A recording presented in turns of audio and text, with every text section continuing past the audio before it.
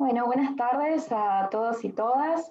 Les doy la bienvenida a otro de los seminarios de los lunes de las biólogas de plantas argentinas. Y antes de comenzar con el seminario en sí, les quiero dar un anuncio, en realidad recordarles que está abierta la participación al concurso de dibujo em, para, en sí, con motivo de celebrar el Día de Fascinación por las Plantas. Este concurso tiene por objetivo en sí expresar artísticamente por qué les fascinan las plantas y además también lo que ellas representan en sus vidas. Hay 4 áreas para este concurso de dibujo. La primera es sobre plantas mutantes, luego también sobre biodiversidad a nuestro alrededor, plantas y biotecnología y por último también uso de las plantas. Así que para recordarles hay tiempo para que envíen sus dibujos hasta el 10 de mayo. El 18 de mayo, que es el Día de Fascinación por las Plantas, también se va a compartir los ganadores de este concurso, donde los premios incluyen un libro Científicas de Acá, un dije de flor de dije, como también un juego de educación ambiental de ideas en flor y 2 ejemplares de la revista Intrépida. Así que no pierdan la oportunidad de participar. Y bueno, a continuación les voy a presentar a la disertante de hoy, que es la doctora Karen Bauk. Ella es bióloga y profesora de biología de la Universidad Nacional de Córdoba. Ella ha trabajado desde sus inicios en cactáceas, realizó también pasantías en Uruguay y en México, y más recientemente también en Croacia, investigando la variabilidad genética y ecológica en especies de Gymnocalcium endémicas de Argentina y a lo largo de gradientes altitudinales. A finales de marzo de este año defendió su tesis doctoral en la Universidad Nacional de Córdoba y actualmente es becaria postdoctoral del Instituto Multidisciplinario de Biología Vegetal. Así que hoy nos hablará sobre su tesis, es su tesis doctoral sobre variaciones poblacionales y genéticas en especies de Gymnocalcium a lo largo de un gradiente altitudinal. Así que ahora ya las dejo con ella para que pueda en sí compartir su pantalla y presentarnos el seminario de hoy. Hola, buenas tardes. Muchas gracias, Rob, por la presentación. Ahí comparto. Bueno, el trabajo que les voy a mostrar hoy es lo que fue parte de mi tesis, que fue mi tesis doctoral, titulada Variaciones poblacionales y genéticas en especies de Gymnocalcium en gradientes altitudinales. Esta tesis fue dirigida por Laura Las Peñas y Diego Gurvich. Como estructura de la tesis, les voy a presentar una introducción general, el capítulo 1, donde hablaré de caracteres poblacionales de éxito reproductivo. Continuaré con el capítulo 2, que son variables citogenéticas, luego con el capítulo 3, que es estructura poblacional Gymnocalcium monvillei, y finalmente estarán las consideraciones finales. Como introducción general tenemos que tanto las cactáceas como la biodiversidad en general han sufrió diferentes cambios y tienen distintas amenazas a lo largo del tiempo. La diversidad de cactáceas se ve amenazada por el avance ganadero, el avance inmobiliario, por los cambios en el uso de la tierra, por el cambio climático, y en Argentina no tanto, pero sí en otros países por los coleccionistas. Esto se ve afectado en toda la biodiversidad en general, pero en las de cactáceas en particular. La Unión Internacional para la Conservación reconoce 3 tipos de biodiversidad: la diversidad de ecosistemas, la diversidad de especies y la diversidad genética. La diversidad genética provee la variabilidad necesaria para afrontar diferentes condiciones ambientales, y dentro de la misma podemos detectar el nivel de ploidía y la estructura genética. A su vez, a la diversidad genética se le ha relacionado con diferentes variables ambientales, con aspectos ecológicos de las especies, con sus caracteres poblacionales y con caracteres de éxito y vigor reproductivo.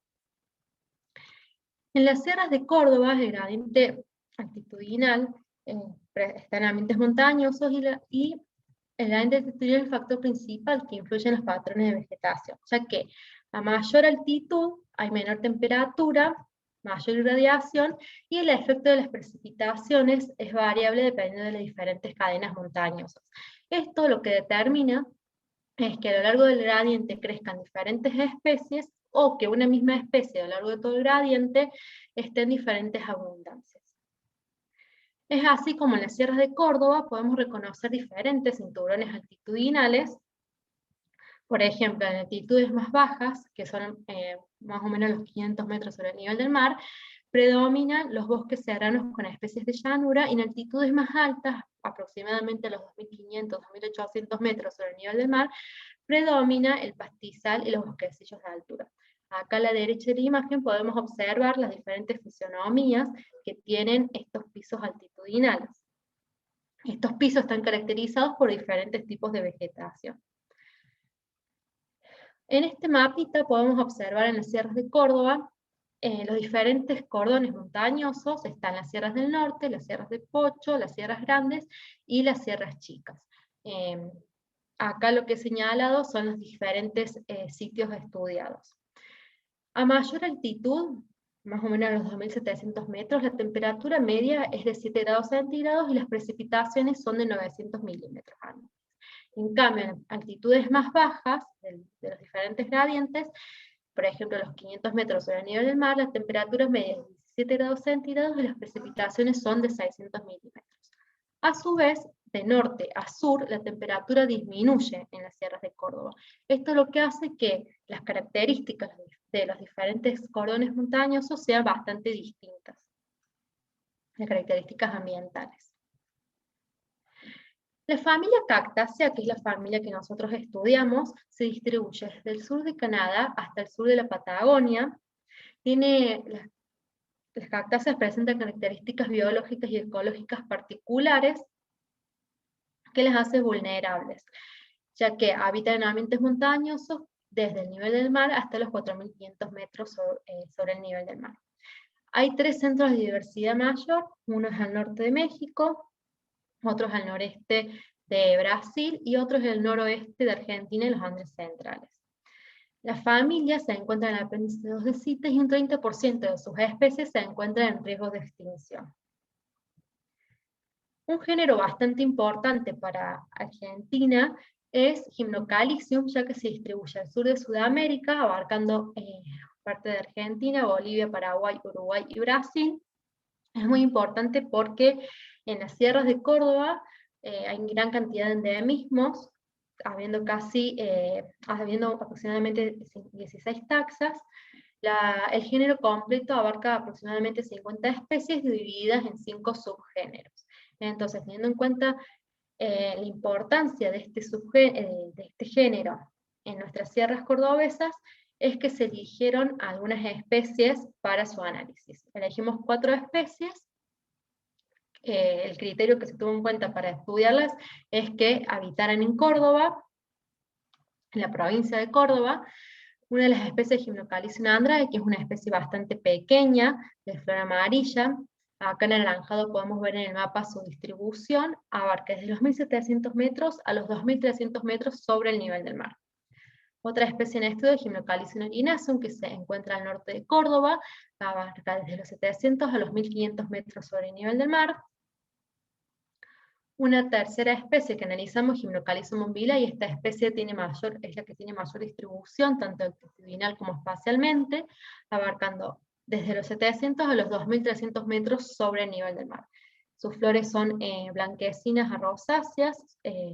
Las plantas tienen un diámetro más o menos de 15-20 centímetros en promedio. Y otra especie también de gran tamaño es Gymnocalycium mosti, abarcando desde los 640 a los 1400 metros sobre el nivel del mar, también al norte de la provincia de Córdoba. Estas especies, en la lista roja de las especies, son de preocupación menor. Sin embargo, los análisis que se han hecho para determinar el nivel que está en la lista roja no abarca tantos estudios multidisciplinarios, y es importante tener en cuenta que, por ejemplo, variaciones en caracteres poblacionales o de éxito y vigor reproductivo traen efectos a corto plazo. En cambio, variaciones en caracteres genéticos serían a largo plazo, y teniendo en cuenta que como dije al principio, las amenazas que tienen nuestras sierras de Córdoba, por ejemplo, en el cambio de uso de las tierras, estas especies no están exentas de estas amenazas. Entonces es importante hacer estudios un poquito más multidisciplinarios para ver cómo están estas poblaciones. Teniendo en cuenta esto, se planteó como objetivo analizar cómo caracteres poblacionales de éxito y vigor reproductivo y la diversidad genética, entendida como caracteres citogenéticos, se relacionan con la distribución altitudinal de 4 especies del género Gymnocalycium endémicas de las sierras de Córdoba, tanto a nivel intra como interespecífico, y a su vez establecer la estructura genética poblacional de Gymnocalycium bombillae teniendo en cuenta su gradiente altitudinal. Entonces, vamos a comenzar con el capítulo 1, que es los caracteres poblacionales de éxito y vigor reproductivo. Como dije al principio, en los gradientes altitudinales, las especies pueden habitar a lo largo de todo el gradiente, pero su abundancia puede variar a lo largo del mismo. A su vez, cómo se encuentran los distintos estadios también puede ser diferente a lo largo del gradiente. En cactáceas, los primeros estadios del ciclo de vida son bastante importantes, ya que las plantas son muy vulnerables. Por ejemplo, en las plántulas, apenas germinan, necesitan gran cantidad de porcentaje de agua. Y el reclutamiento de las semillas y de las especies es bastante importante para considerar después que la planta se pueda establecer a lo largo del gradiente. Es por eso que estudiar la cantidad de semillas producidas por fruto, la cantidad de frutos, las características de estas semillas y de las plántulas, como así el porcentaje de germinación, son caracteres bastante importantes para establecer cómo están estas poblaciones. Entonces, como objetivo de este capítulo se planteó analizar en diferentes poblaciones de las 4 especies de género Gymnocalycium en gradientes altitudinales, caracteres poblacionales como densidad poblacional y tamaño de los individuos, y caracteres de éxito y vigor reproductivo, como son producción de frutos y semillas, peso y germinación de las mismas, el tamaño de las plántulas y su relación con variables bioclimáticas. Bueno, el área de estudio son 3 gradientes altitudinales en las sierras de Córdoba, el gradiente de las Cochingas, el gradiente de las altas cumbres y el gradiente de Linderos. Para llevar a cabo los trabajos, seleccionaron, excepto en el Gymnocalycium erinaceum, que solamente crece en un gradiente altitudinal, para las otras especies se seleccionaron al menos 2 gradientes altitudinales, y se seleccionaron sus poblaciones, su población más alta, más baja en gradiente altitudinal, y una población intermedia. Acá en esta imagen podemos ver las diferentes características que tienen los sitios de estudio. Por ejemplo, acá arriba podemos ver el Gymnocalycium andrae, en altitud más baja. Podemos ver bastantes pastizales y afloramientos rocosos, que es donde crece esta especie, y a altitudes más bajas podemos ver la predominancia de pastizales. En Gymnocalycium mosti, por ejemplo, en altitudes más altas hay mayor cantidad de pastizales, y en altitudes más bajas ya empieza a aparecer el bosque serrano.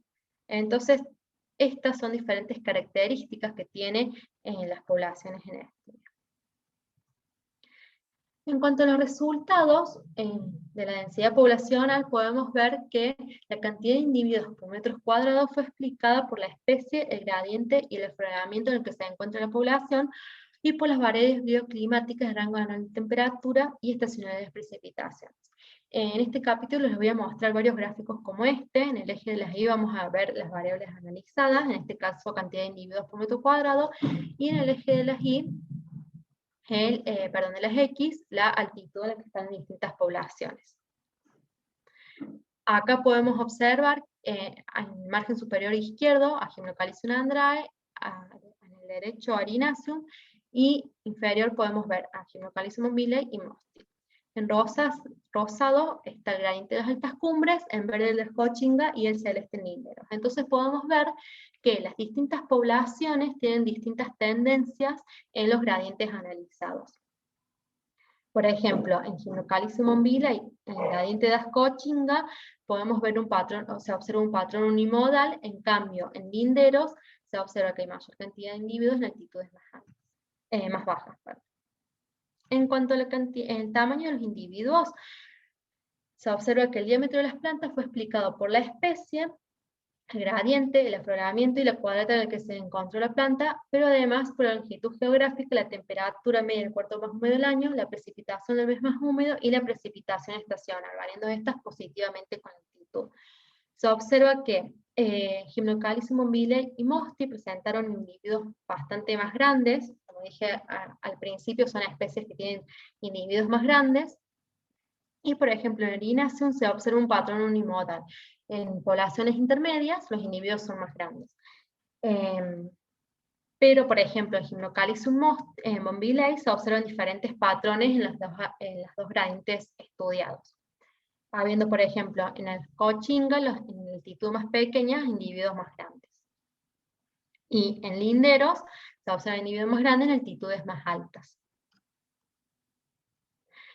Estos gráficos nos indican el tamaño de los individuos, la estructura en el tamaño de los individuos. Voy a mostrar solamente Gymnocalycium erinaceum porque esto se observó en todas las especies. Acá en Gymnocalycium erinaceum recordemos que se estudió solamente un gradiente en altitudes, se observó mayor cantidad de individuos de tamaño más pequeños, ¿sí? En los 4 sitios analizados. Esto lo que nos estaría indicando es que hay una regeneración de las plántulas, que las plántulas se establecen y crecen. Y también se observan individuos bastante grandes. Gymnocalycium erinaceum, una especie pequeña, que haya individuos de 7, 8 centímetros, es bastante bueno. Es decir, que las plántulas se están estableciendo, algunas fallecen, pero bastantes luego pueden permanecer en el tiempo.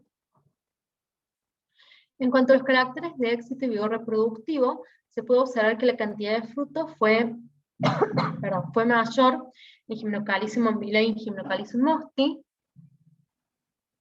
La variación en la cantidad de frutos es debido a la longitud geográfica, la temperatura media del cuarto más frío y las precipitaciones del mes más húmedo.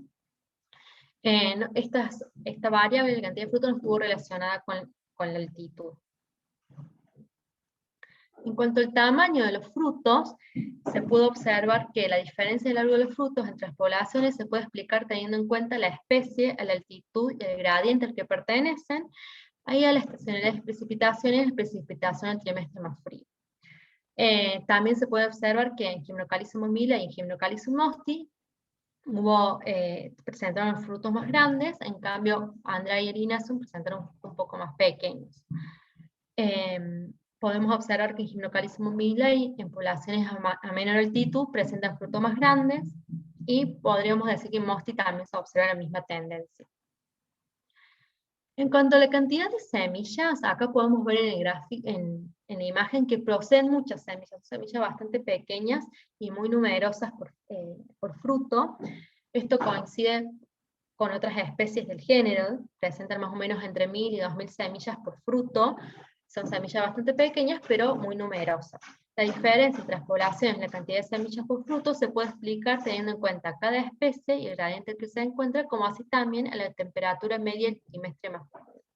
Gymnocalycium umbilae y mosti presentaron mayor cantidad de semillas, y por ejemplo acá podemos observar que Gymnocalycium umbilae presentó relaciones inversas en los dos gradientes analizados. Por ejemplo, en Ascochinga presentó mayor cantidad de semillas en altitudes más altas, en cambio en linderos en altitudes menores. Y en cuanto al peso de la semilla, podemos observar que Andrea y erinaceum presentaron semillas más grandes, ¿sí? Semillas más pesadas, es decir, que estas plantas presentan menos cantidad de semillas, pero de mayor tamaño.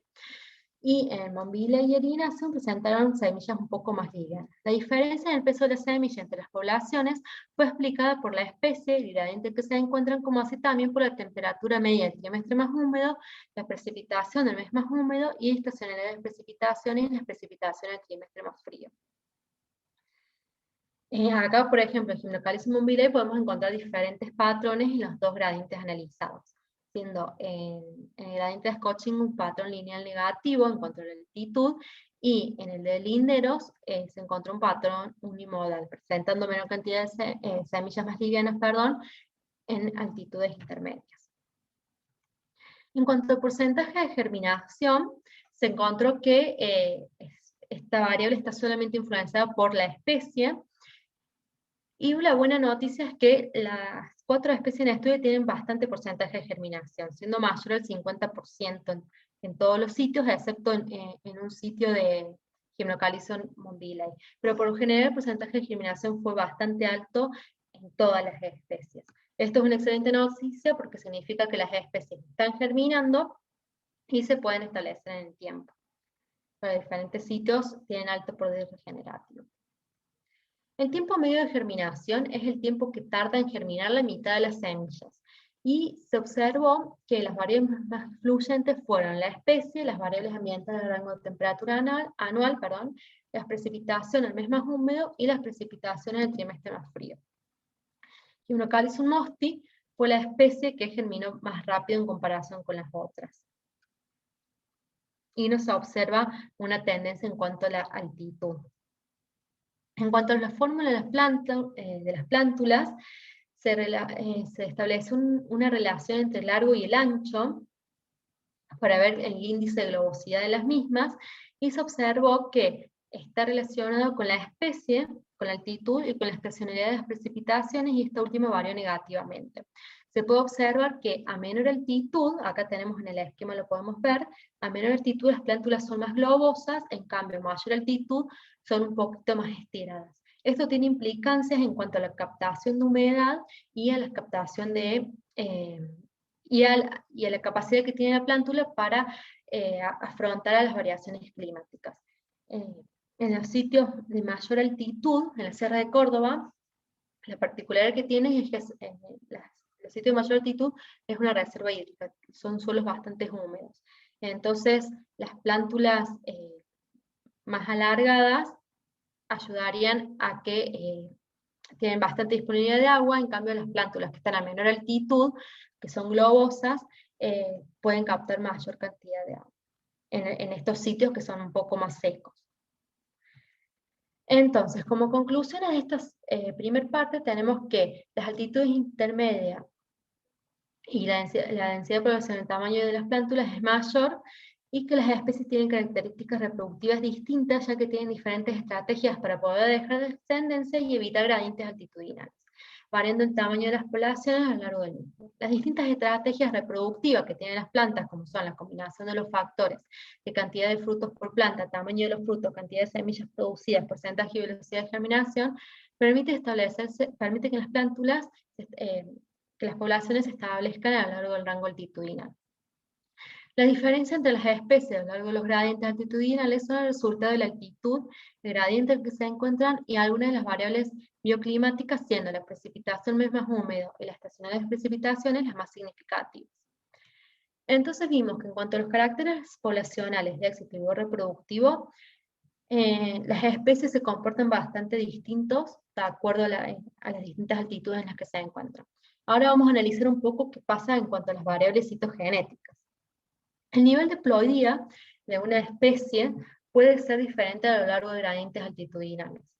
Se sabe que las especies poliploides, o los citotipos de una especie poliploides, pueden habitar en gradientes extremos, y son buenos colonizadores. Esto se debe a que al tener mayor copia de un gen, permite que la planta se pueda adaptar más fácilmente.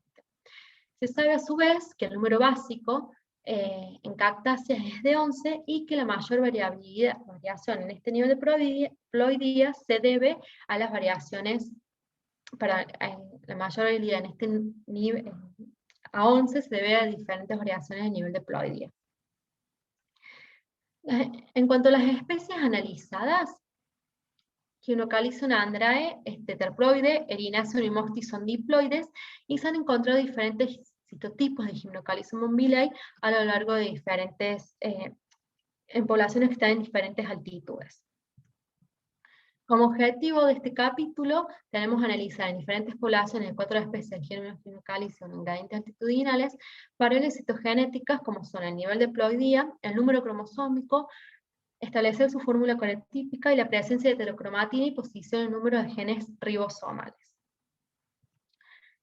Bueno, con la técnica clásica de tinción de Giemsa se pudo determinar que Gymnocalycium andrae, Erinaceum y Mosti fueron diploides, y que la única especie que fue tetraploide fue Gymnocalycium umbilae.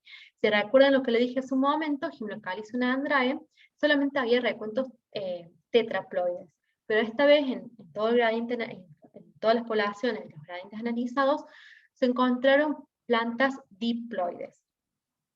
Los cariotipos fueron simétricos, los cromosomas fueron pequeños, y esto coincide con otras especies de cactáceas. A su vez, la única especie que fue tetraploide en todas las poblaciones analizadas fue Gymnocalycium bombilae, que coincide que es la especie de mayor distribución. Acá podemos observar los ideogramas de las distintas poblaciones, de las distintas especies. Solamente voy a mostrar uno por población, ya que fueron bastante simétricos.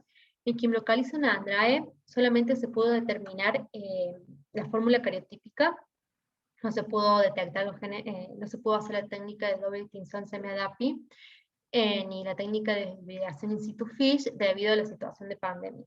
Pero se observó que la especie es diploide y los cromosomas fueron simétricos. Gymnocalycium mosti también fue diploide, se encontró un solo par con satélite, donde hibridó el 45S y hubo una banda semilla positiva de API negativo.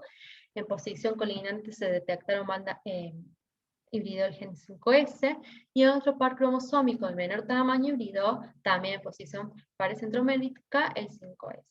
En cuanto a Gymnocalycium umbilae, que es tetraploide, se encontraron 2 pares con satélites, en donde hibridó el 45S y hubo una banda semilla positiva de API negativa, y en estos pares cromosómicos también colineó el 5S, y se encontraron 2 pares cromosómicos de menor tamaño, en donde también hibridó este último gen.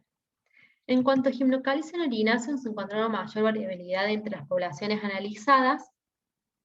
Se encontró que hubo un solo par donde hubo un satélite, donde hibridó el 45S y hubo una banda semilla positiva de API negativo. Esto, perdón, voy a volver atrás, que encontramos un satélite en las especies diploides y 2 en las tetraploides, también coincide con otras especies de cactáceas, y tiene coincidencia con el nivel de ploidía.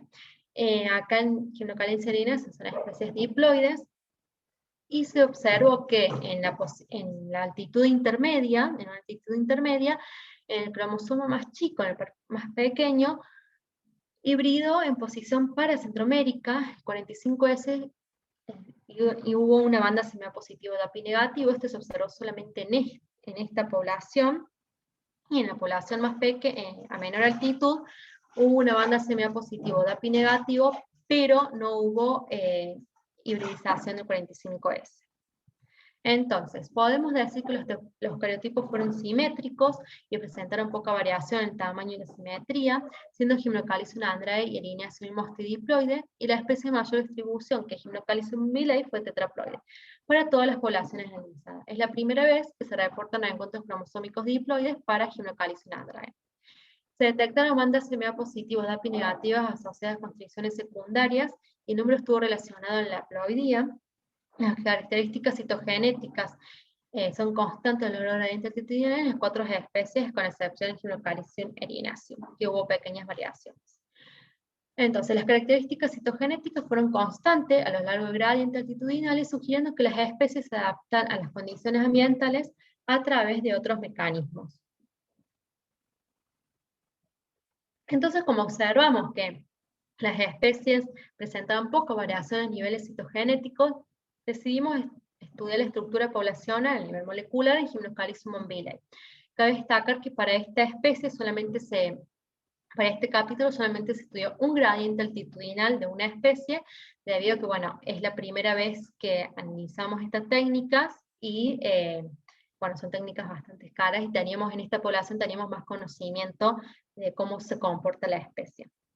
Entonces, en los gradientes altitudinales debido a las diferentes diferencias bioclimáticas, puede suceder que las poblaciones a mayor altitud florezcan antes, y esto hace, comparándolo con las de menor altitud, esto hace que haya una diferenciación en cuanto al flujo génico que puede haber entre las poblaciones. A su vez, el flujo génico entre las mismas puede estar dado por los polinizadores y por los dispersores, que en el caso de las cactáceas, los polinizadores son, perdón, en el caso de Hypnocalycium, son unas abejitas de la familia Electicidae, y los dispersores son hormigas. A su vez, puede haber derivas genéticas, si por ejemplo en estas poblaciones están aisladas con respecto a las otras, y esto lo que puede también ocasionar es que haya una determinada selección natural en cada uno de los sitios altitudinales debido a si las poblaciones están adaptadas a ciertas condiciones en cada una de las altitudes. Esto lo que hace es que haya una estructura genética a lo largo del gradiente altitudinal. A su vez, a lo largo del gradiente pueden haber diferentes patrones de diversidad genética, siendo esta constante, si el flujo génico es bastante alto entre las poblaciones, puede hacer que haya mayor diversidad genética en altitudes intermedias, o si las especies están adaptadas a ciertas condiciones extremas, puede ser que haya mayor diversidad genética en altitudes más altas o más bajas. Entonces, se planteó como objetivo analizar la estructura poblacional de Hypnocalycium umbilae en un gradiente altitudinal para comprender los patrones y posibles mecanismos que determinan la diversidad genética en la especie. Bueno, el área de muestreo fueron 5 poblaciones de Hypnocalycium umbilae en el gradiente de las altas cumbres de los 800 a los 2200 metros sobre el nivel del mar. Se estableció el porcentaje de bandas polimórficas, siendo mayores en las altitudes 2 y 3, que son altitudes intermedias. Se estableció un índice de rareza, que es el porcentaje, perdón, es la cantidad de alelos raros de una población en comparación con el resto. Y se pudo observar que este índice de rareza es mayor en altitudes más bajas. También se determinó el número de alelos únicos, que son los alelos que pertenecen solamente a una población, y se observó que la población 2 y 4 tienen menor cantidad de estos alelos únicos. Y a su vez se detectó el índice de diversidad de Shannon, y también se pudo observar que en la población 2 y 4 son las que se observó que este índice es mayor. Ya vamos a ver qué significa un poco todo esto. También se realizó un análisis de AMOVA para determinar la variación genética, es decir, qué tan diferenciadas están las poblaciones entre sí, y se vio que la variación total, genética total, se debe el 89% a variaciones dentro de las poblaciones. Y se observó un índice de FCT de 0,109, lo cual indica que hay un moderado flujo génico, una moderada diferenciación genética entre las poblaciones. Después nosotros encontramos 2 clústeres genéticos, ya les voy a mostrar en un ratito, y se pudo observar que la variación entre los distintos clústeres se debe al 10% de la variación que hay entre estos conglomerados. Acá podemos observar que la diferenciación genética entre las poblaciones es mayor entre la población más alta y la más baja, y que a medida que las poblaciones se alejan en distancia, también es la diferenciación genética. Y se puede observar que la menor variación genética se da entre las poblaciones 2 y 3.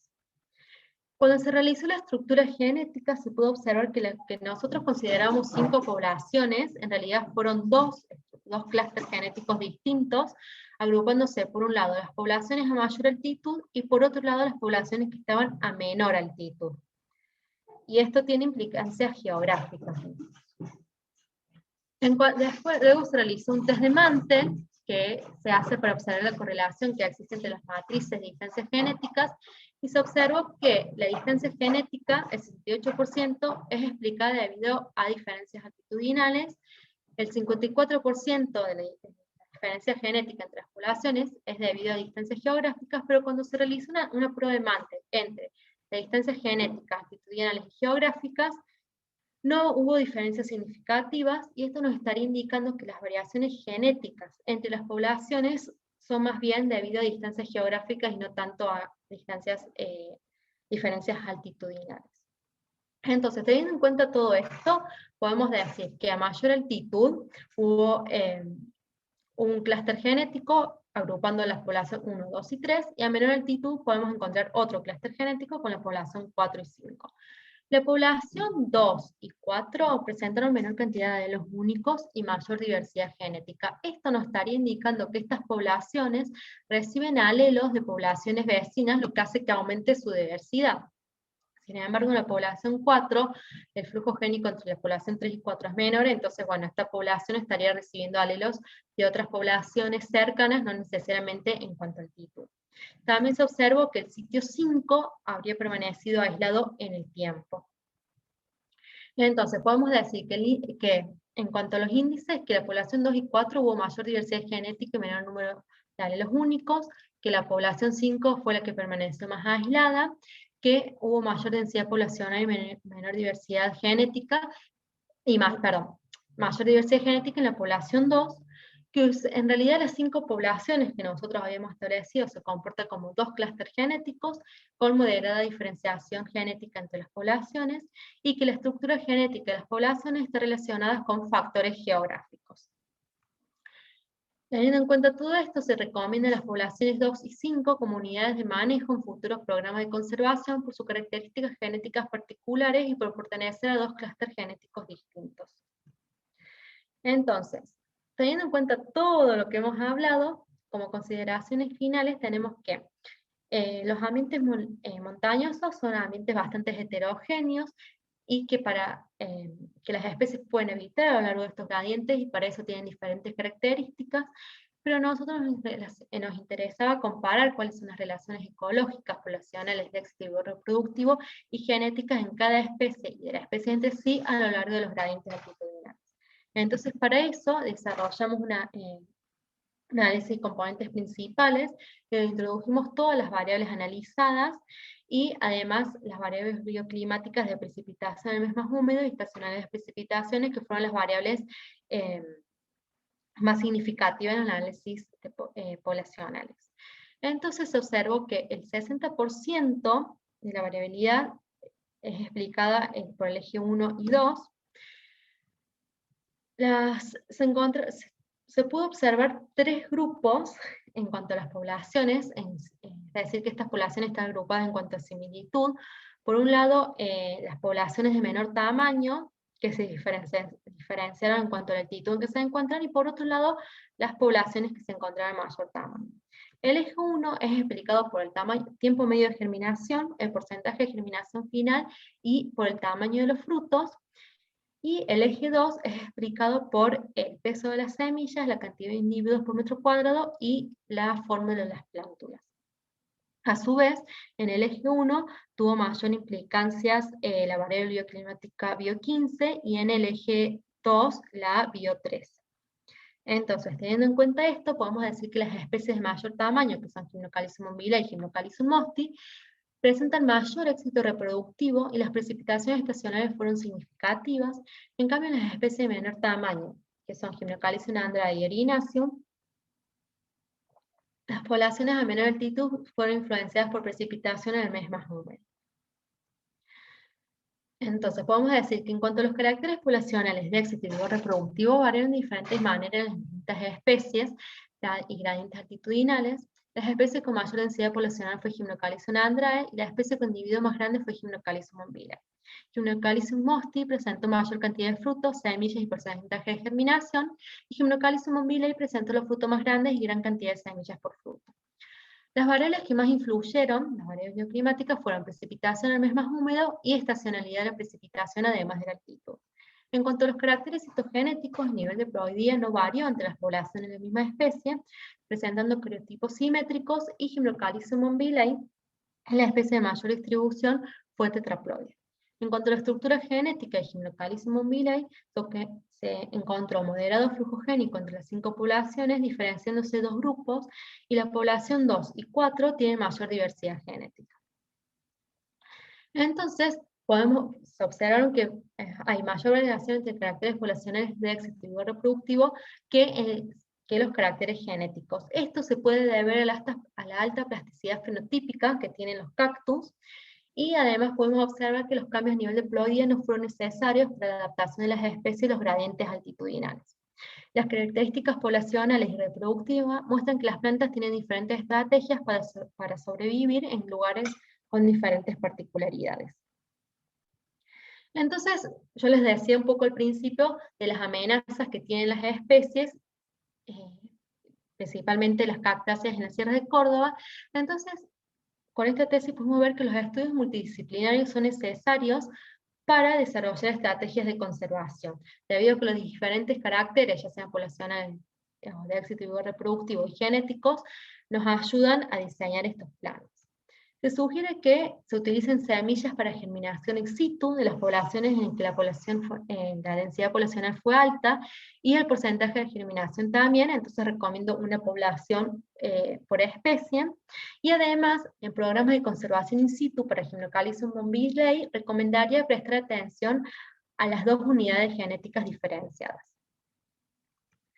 Entonces, como consideraciones finales, en esta tesis doctoral se estudiaron especies nativas de la Sierra de Córdoba de manera integral, abarcando aspectos tanto poblacionales, reproductivos, como genéticos a diferentes escalas. Los resultados aportan valiosa información para posibles programas de conservación, ya que los estudios proveen las bases científicas para desarrollar políticas de manejo y preservación de las especies y sus hábitats naturales. Esto, bueno, debido a todos las problemáticas que dije que tenía en la Sierra de Córdoba, estaría bueno que se tengan en cuenta estos estudios para desarrollar estas políticas. Bueno, y como en todo trabajo de investigación, a veces surgen más dudas y se abren más caminos, que las conclusiones que podemos sacar es que las proyecciones que tenemos en cuanto a este trabajo son ampliar el trabajo para a toda la distribución de las especies, como así también otras especies de Gymnocalisum de nuestras sierras. Abordar este tipo de estudios además provee nuevas y diferentes herramientas que pueden ser utilizadas para definir estrategias de conservación. Estudiar la diversidad genética en plantas de diferentes estadios para así evaluar si la misma se está perdiendo a lo largo de las generaciones. Analizar la diversidad genética en especies del mismo género con amplia y restringida distribución. Y finalmente, en este trabajo se desprenden múltiples interrogantes sobre ecología y genética y estrategias reproductivas en gradientes altitudinales, los cuales son importantes de responder. Como así también es necesaria la implementación de otras metodologías asociadas al método comparado y a los sistemas de información geográfica, lo cual permitiría extrapolar la distribución de las especies en el pasado o en el futuro. Bueno, eso fue todo. Muchísimas gracias. Muchas gracias, Karen, por la presentación, muy completa, muy lindo trabajo de tu tesis. Si quieres puedes activar ahora tu cámara, así te vemos y podemos iniciar las preguntas. Ahora te vemos, genial. Bueno, yo para empezar tengo una pregunta que no sé si durante el trabajo de campo, colectando las especies, las diferentes poblaciones, ¿pudiste observar alguna diferencia con respecto a visitantes florales o a dispersores? La semilla que puedan explicar las diferencias en densidad poblacional principalmente. No. En realidad nosotros ya visitamos las poblaciones cuando ya habían florecido, cuando estaban en fruto. Entonces, bueno, los dispersores son trabajos previos que hemos visto, y no hemos visto grandes diferencias entre poblaciones de la misma especie. Lo que sí, bueno, cada sitio es bastante particular de las sierras, entonces también se puede ver a diferentes condiciones climáticas que hay en la sierra. Ah, bien. Pero en especies, digamos, de dispersores, o sea, siempre son los mismos en el gradiente. No hay diferencias No hemos observado diferencias. Igual no hicimos un análisis bien de eso, pero lo que observamos así de campo no hubo diferencias. Muchas gracias. Si alguien tiene preguntas, pueden escribirlas en el chat o pueden activar su micrófono directamente.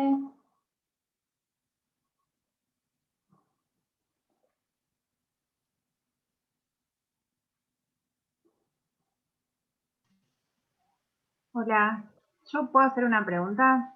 Sí, por supuesto. Quería preguntarte, Karen, si tienen pensado cómo extender este trabajo, el de variabilidad genética, estudiando algún otro tipo de marcador, como marcadores moleculares o... En realidad no. Esta lo que nosotros utilizamos fueron marcadores AFLP. Por el momento vamos a seguir con lo mismo. Más que todo porque las especies son tetraploides, por ahí utilizar microsatélites es medio complicado en especies tetraploides, entonces bueno, vamos a seguir con estas técnicas. Gracias. No, gracias a vos. Muchas gracias, Ángela. Hay una pregunta de Débora Rondanini. Sí. Hola, ¿qué tal? Hola. Muy interesante para una especie, para especies diferentes a las que yo trabajo. La pregunta era, en algún momento de la charla vos dijiste que a mayor altitud, a mayor gradiente altitudinal, o sea, en mayores altitudes, pensabas que florecían antes las especies. Sí. Y no sé por qué pensabas eso. Uno pensaría que la altitud hace que la temperatura media descienda, y en altura y menos temperatura que abajo, y en el valle. Y si la temperatura es menor, eso alarga la duración de las fases en días, ¿no? Eso es lo que sabemos de tiempo térmico y esas cosas. A no ser que la estación de crecimiento toda, porque hay frío de altura o hay heladas o algo, haga que sea, pero estas me entiendo que son todas perennes, así que por eso no entendía la asociación entre altitud y temperatura, porque es distinta como la pensamos para otras especies. En realidad, que a mayor altitud florecen primero, eso se ha observado a campo. Ese es un análisis, si bien no hicimos como un análisis floral, digamos, se sabe que estas especies florecen a mayor altitud antes. Pero en realidad nosotros al principio habíamos pensado que a lo mejor estas diferencias entre las altitudes era bastante marcada, y en realidad no. Es como más bien continuo, pero entre las poblaciones a mayor altitud y menor altitud hay algunas semanas de diferencia. Ah, ok. Y no sabés si tienen requerimientos de horas de frío para florecer, que sería lo otro que hace que con la altitud tenés más horas de frío, y entonces tenés, si es que tienen ese requerimiento para florecer, lo hacen antes, lo cumplen antes. No, eso no sé. No hemos analizado eso. Ok, gracias. No, gracias a vos. Muchas gracias, Débora. ¿Hay alguna otra pregunta?